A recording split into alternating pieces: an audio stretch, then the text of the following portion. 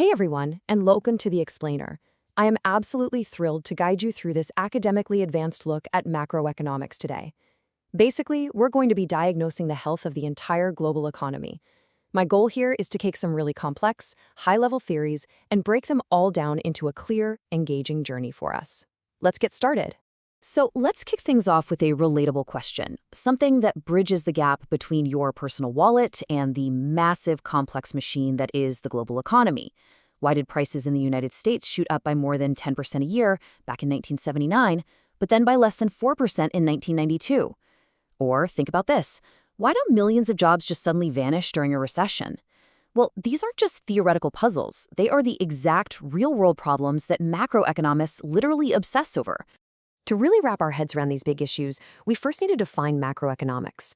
You see, unlike microeconomics, macro intentionally ignores individual markets. We're going to completely abstract away from the price of IBM shares or say what a Rembrandt painting goes for at an auction.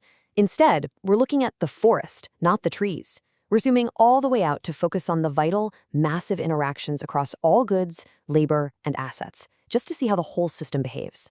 Here is our agenda for today's explainer. We'll start with the macroeconomic big picture. Then we'll check the 3 economic vital signs. After that, we'll compare GDP real versus nominal. Next, we're navigating the business cycle, and we will cap it all off with the great economic debate. All right, part 1, the macroeconomic big picture. Moving right along to part 2, 3 economic vital signs. Think about the economy like a really complex patient that requires continuous, around-the-clock monitoring.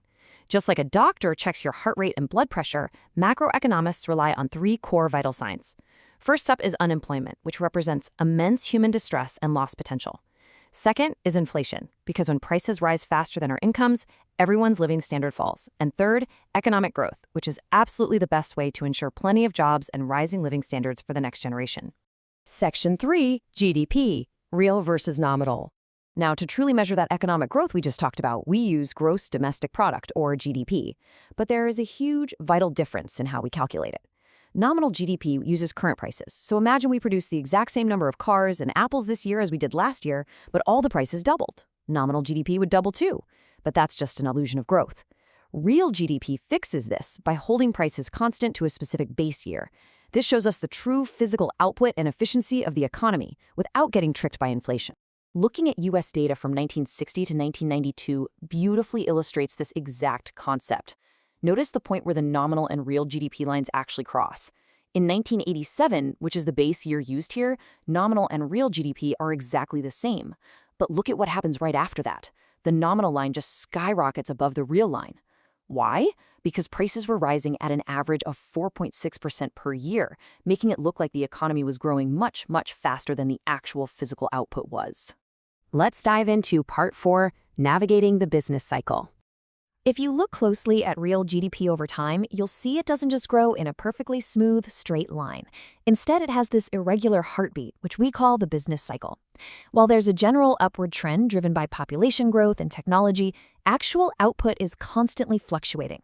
We hit these high peaks of activity, slide down into recessions, hit a trough at the very bottom, and then slowly climb our way back up in a recovery. And because these movements are totally irregular in both timing and size, economic forecasting is incredibly difficult.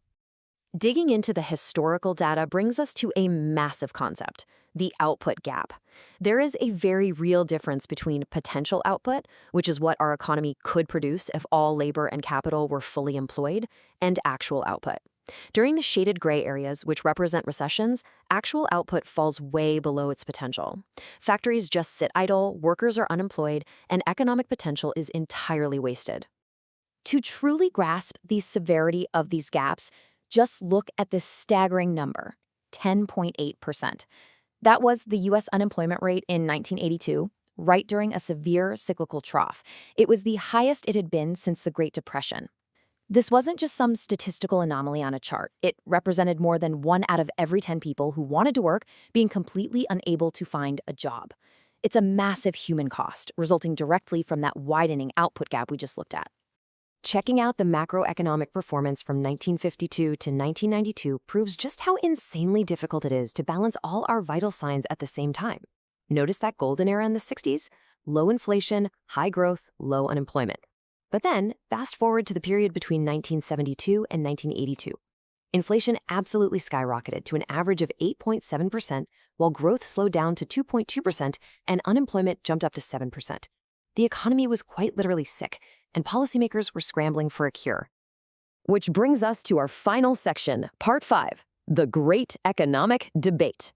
So when those vital signs start flashing red, the top economic doctors strongly disagree on how to treat the patient.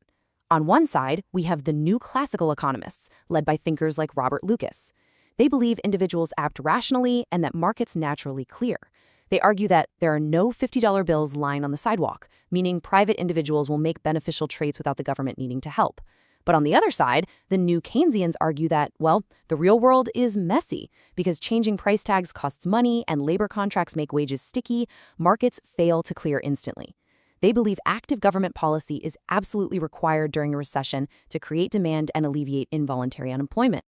To actually settle these debates, macroeconomists don't just use words, they use complex mathematical models. Tools like the ISLM framework help us understand how the goods market and money market interact in the short run. Then there are models like Mundell-Fleming, which factor in global trade and flexible exchange rates. These are the heavy-duty diagnostic tools that students and policymakers use to simulate what might happen if, say, the central bank prints more money or if the government decides to cut taxes. I want to leave you with this foundational question to really chew on.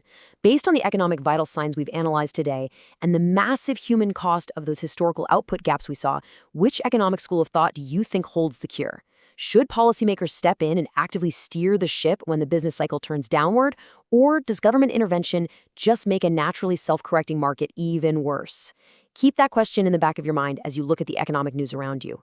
Thanks so much for joining me on this explainer, and I'll catch you next time.